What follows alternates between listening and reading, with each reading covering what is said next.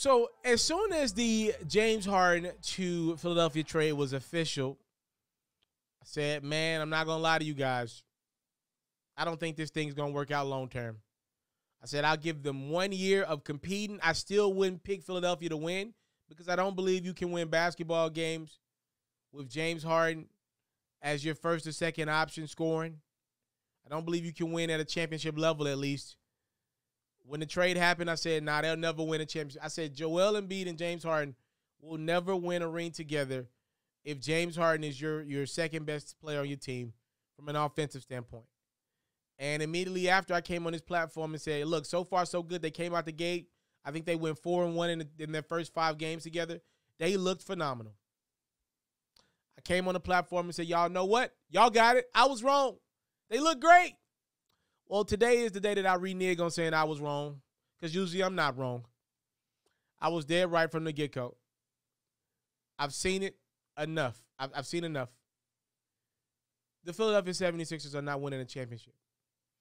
I would be surprised if they get past the first round of the playoffs this year. I would be shocked, as a matter of fact.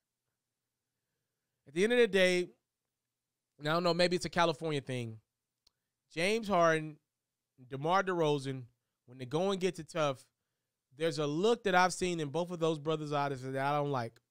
I've seen it with both of them. And it's something that you can't fabricate. It's something that you can't figure out in practice. Like, you can't replicate this in practice. You can't create a scenario to put, James Harden or DeRozan in these situations in any practice, any scrimmage, any regular season game for the most part. There is a look in big games that James Harden and DeMar, they both got it, where they don't want the damn basketball. They don't want nothing to do with the moment. James would rather be at a strip club. And I say that respectfully to James Harden. He's a first ballot Hall of Famer.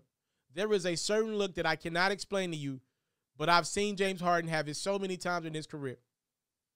The bigger the moment, the more he folds. This is not about Joel Embiid. I think the world of Joel Embiid.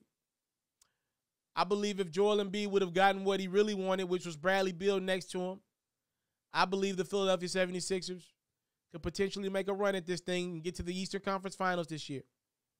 But with James Harden, a guy that's better than Bradley Beal as an individual talent, meaning if I had to go start a team, if I wanted to win more regular season games, if you're asking me who would win more regular season games, James Harden or Bradley Beal, I would flat-foot tell you to your eye, James Harden would. But when it gets to the elites of levels, the top tier, you just can't win. You can't win something significant with James Harden. It was true in the past, and it's still true now. And I hate that for the Bearded One's legacy. But it is a part of his legacy. I first guessed that the Philadelphia 76ers will never win anything significant with James Harden and Joel Embiid being their top 2 players together as a tandem. It's not going to work. I'm sorry, y'all. Philadelphia fans, I'm sorry. Y'all probably would have went further if y'all had not made the trade, even though Ben wasn't going to play. With Tyrese Maxey being your second option, I would have at least said Philly's going to get past round 1. Now I don't even know if the Sixers are going to get past round 1. You're going to revisit this video in in about 3 weeks' time here when the playoffs gets going and round 1 is over.